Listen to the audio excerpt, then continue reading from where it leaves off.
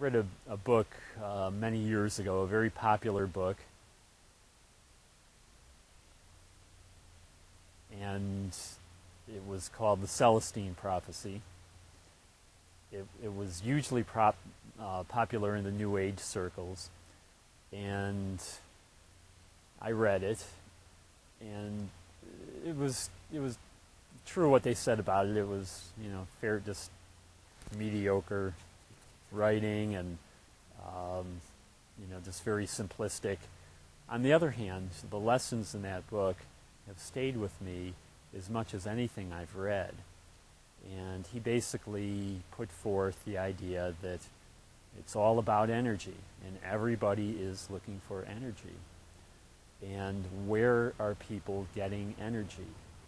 They're getting it from food. They're getting it from unhealthy food. They're getting it from stimulation. They're getting it from relationships, especially relationships. There's a lot of give and take, and if people aren't really bringing anything that they've created themselves into the relationship, then it's just this competition for energy. If I were in a relationship, I would want to be in a relationship with someone who has a healthy source of energy, and by that I mean through their interaction with nature or because they're doing what they love. And if not, then it can get very messy, and it often does. And I think that's what we're seeing in this world. So my work, the gravity-based personal training, is where to get energy. And then more specifically, as I said before, it teaches you, it helps you cultivate an energy source that's way overlooked. Nature, people know about, everyone knows now that you can get energy by taking a walk in the woods, and that's part of my workout. And however, what people don't know, or what people are unaware of, is that you can get energy from gravity. And this is what I teach. If you're ever in doubt of this, just from the little bit I've said, try this. If you're ever really tired one day, and it's kind of that drowsy, miserable tired, and you feel like taking a nap, don't. Do 10 push-ups instead, and see how you feel. Almost inevitably, you will feel more energized. So it eventually becomes a way of life, actually, learning to get energy from gravity. When you're hungry, when you're drowsy, when your mind is foggy, and you think about, well, an ice cream cone, or you think about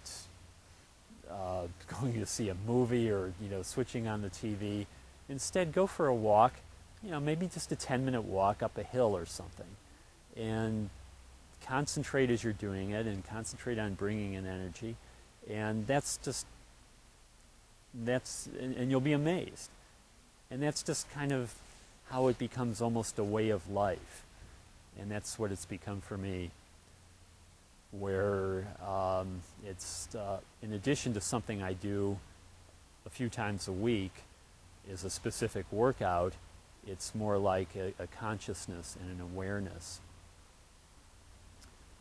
So I can say again that the difference between gravity-based personal training and a regular workout, I would put into three categories. There are three differences, rather.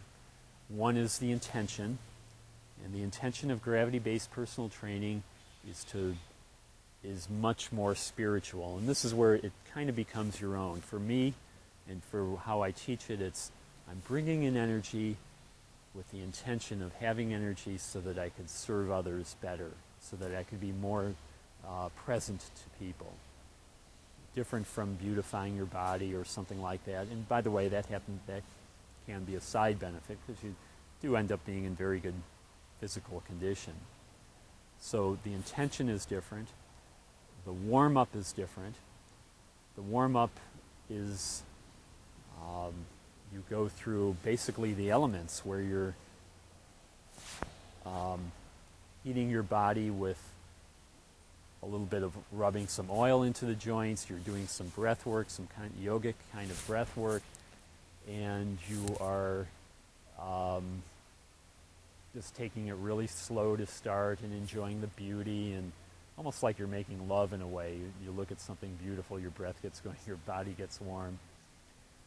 So that's the second difference, the warm-up, and it enables you to safely take a muscle group to failure. In other words, at the end of the workout, you could do 20 push-ups or 40 or whatever it takes till you can't do them anymore, and the next day you won't be sore, unlike doing it when you're really cold. The third important difference, and the third being the most important, is what gravity-based personal training does for your mind. And it basically gives you a more attentive attitude. It creates more space in your mind, more focus, more clarity. It gets all the jumble out of your mind so that you can be more present for other people.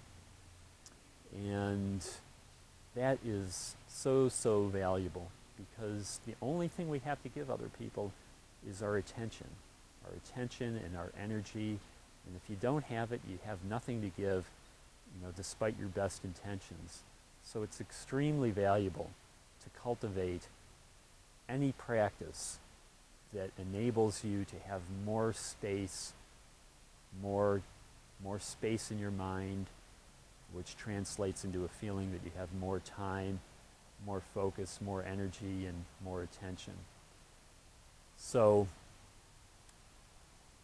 that is gravity-based personal training. I think it's a vital work. I think it's what people are looking for in this day and age. Everybody's looking for energy, and this is a great way to get it, and I feel strongly that this is what the world is looking for at this time. So in closing, I'd like to leave you with a little tidbit of gravity-based personal training. First and foremost is awareness. So see in your life where you are getting your energy from. See what you do when you get tired. See how you are with other people and what you're looking for in the food you eat and the relationships you have and in your exercise or your spiritual practice. Notice where you're getting your energy from. And then I invite you to take a look at that and see if perhaps there could be another way of doing that. Try some of these things I suggested, like doing a few push-ups when you're tired, or dancing around your living room if you're just feeling a little drowsy, or perhaps you even feel a little bug coming on. Check these things out. And I think you'll be surprised, and you might learn something. I'm John Stern. Thank you for listening, and have a great day.